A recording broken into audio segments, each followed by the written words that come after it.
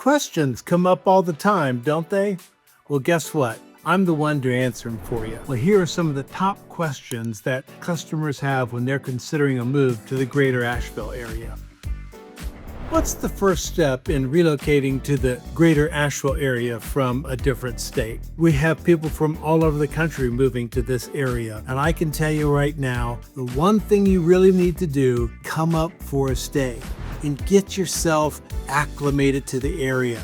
We have bed and breakfasts all around. There's nothing like touching and feeling something right before you buy it. And the way to do that on a real estate move is get into that community, get into the social scene, engage with people at restaurants, and get real honest feedback. Talk to someone that has moved. You're in a community that you love and that you know, and you've got great friendships, and your routine is down, and all of a sudden you're about to turn the apple cart upside down with a move like this. Talk to someone that has moved and get a feel for what they went through.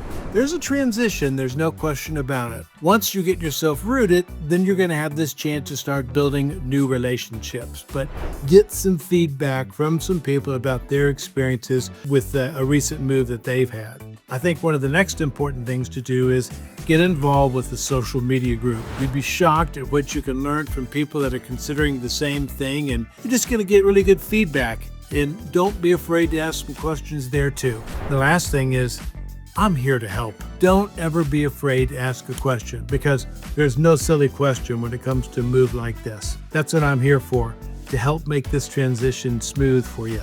Subscribe to my channel for more videos on real estate and living in Western North Carolina. It's sort of scary thinking about buying a house, isn't it, over a phone? It happens more often than you think. How can I view homes when I'm in a different state? Hey, this is what modern technology is all about, right? One of the important things to do is have an initial meeting with me. And once I understand what your criteria is, I'll be able to create a really customized search for you, and we'll be able to zoom in on 3 to 5 houses, and I'll film it either in real time and we can walk through the house together, or I can record a video for you so you can record it at a later time. A live video really is an important thing to do. On my YouTube channel, we've already done some of this, so look through some of the older videos. There's some really good examples in there. Not only will we film the house, but I'll be able to ride through the neighborhoods, get you a feel for what's in the immediate vicinity. Don't forget to subscribe.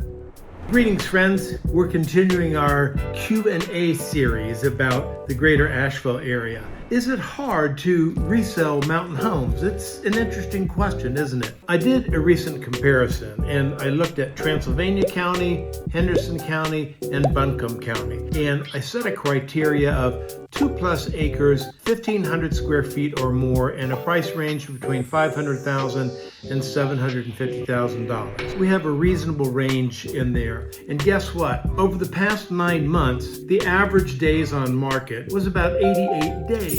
And that's pretty consistent. That is certainly comparable to what you're going to find from a residential property in any of these areas. Maybe a little bit more, depending upon what time of the year we're in, if it's a buyer's market or seller's market, but it's something you really shouldn't be concerned about. The demand is here. So, is it hard to sell in the mountains? It's a good question, and I think you can be confident with the home that we're going to find together. I look forward to working with you on this transition here to the greater Asheville area. Remember to subscribe for more advice on moving to Western North Carolina. So another question is, okay, I bought a place in the city. What do they sell like? There's no universal truth here, but generally speaking, in the confines, of a structured city, homes sell a little bit faster. You might be in maybe 20-30% longer possibly for a rural area. We're going to be able to get your house sold in a reasonable period of time. We'll examine when we're making the offer on this, on your house. We'll know the number of days that it's been on market, and we'll compare it to other properties. If you know that up front, and when you're ready to make a relocate and get down to the beaches or to another part of the country to be with your kids, closer to your kids, we're going to be able to get your house sold. After all, this area is growing, and there's a reason why. It's beautiful, and that's what I'm here for, to help you find that beautiful spot. What are the maintenance costs up in the mountains? There are a few things you need to anticipate and plan for when you're in a more of a rural setting. So let's first really address the two big items. That's retaining walls and gravel roads. Now, They can be costly, but they reap long-term benefits. And designed properly, going to give you years of satisfaction and a return on your investment. With a gravel road, once it's in, you're going to need some periodic grading. So it's one of the things you're going to need to budget, anticipate for. Something else to take into consideration is erosion control. When your house is built, the contractor is going to make sure that things are graded properly so the water is going to run away from your house and your roads are going to be safe. But if you have a pretty steep lot and you come in and make some major modifications, like putting in a big giant fire pit area that requires a lot of leveling, that affects rain. You need to work with a contractor on this and make sure you think through where that water is going to go. Otherwise, you can have some real problems on your hands. And then, of course, we have to deal with trees. It's one of the reasons we all move here, because we love the outdoors. But they can get diseased and they can cause some problems if not dealt with. One suggestion is to consider retaining an arborist to come out periodically and give you feedback on the health of your trees and determine which ones should be removed. It's amazing, just doing some thinning, getting your trees down actually helps the other trees. So it's wise to be proactive. If not, you might be dealing with a dead tree that you don't realize, and get a big storm comes along, that's crashing in on your roof. Maintenance costs can be a little bit higher in the mountains, no question about it. The trade-off, spectacular views, peaceful living. So if the mountains are calling you, come into it with your eyes wide open so that you have a plan that you can live with and get the greatest enjoyment out of your new home here in the greater Asheville area. Remember to subscribe for more advice on moving to Western North Carolina. What's cell service like, and what kind of internet speeds can I get? You'd be shocked at the number of communities and even rural areas that have fiber optic service. Boy, it's amazing how we depend on those wireless devices, isn't it? You're going to find that coverage is really quite strong in most of the areas. Obviously, when you're away from a tower, you're going to have some challenges, but that's where good internet's going to come in, because you'll simply use your Wi-Fi through your internet provider to make all of your cell calls. One of the things that Congress did to appropriate some funds for the telecommunication carriers to build the high quality networks in rural areas. So you have a number of options, but you're going to find the service is just outstanding. Streaming, of course, is common for many of us. That's the nice thing about having high quality internet. There are some places that are really remote, and there is no fiber. In those cases, you're going to want to use the satellite communications. Well, it's certainly not as strong and fast as you're going to get from fiber optics. Satellite service has come a long way, but it certainly is good for streaming. There's no question about it. 100 meg down and 200 meg up in wireless is pretty common, and you're going to be pleased with the level of service you can get. Subscribe to my channel for more videos on real estate and living in Western North Carolina. You've got a real problem on your hands then. Is it hard to make an addition on a home? That's a very good question, because let's face it, you can't always find the perfect home. You might find something you want in the very desirable area, but a few things are wrong, and so making an addition or a renovation is really common. As a general rule of thumb, when you're doing something small, putting a shed, things like this, no, that's not necessary. But anytime you're adding something of value, any significance, if you really want to add a room or a sunroom, anything like that, the first step is it should be permitted. And here's why. God forbid you have a disaster down the road and there's some type of a fire. Well, the insurance company may come in and take a look and say, well, that wasn't permitted. Guess what? You've got a real problem on your hands then from a settlement standpoint. I strongly suggest that you get a permit on any project like this. Your general contractor will typically do that for you. And sometimes smaller contractors, they just want to get the work done. It's a little bit of an inconvenience for them, but you really need to have a good understanding of the permitting, process, what the impact's going to be on your home from a long-term standpoint. So you can pull a permit yourself, you can be your own contractor, and you can subcontract this work out, take care of the inspections yourself. Pulling the permits might take a little bit more time, and it can be a little bit more aggravation, and your subcontractors may not like it. But we're thinking about you, not the subcontractor. I look forward to helping you find that house that's almost perfect, one that you can get in, and then know that you can make some additions to it down the road. Oftentimes I get asked, what do we do in case of a fire? Or are there wildfires? When we are in the mountains. In the spring, we usually have a little dry spell, and so it is something to be aware of. But it's not like we're out in Oregon or California in the really west where things are really dry. We don't have anything like that. It's all about good management, being proactive. If you've got a nice fire pit in the middle of the drought, you're not going to want to do any burning until we've had some rain.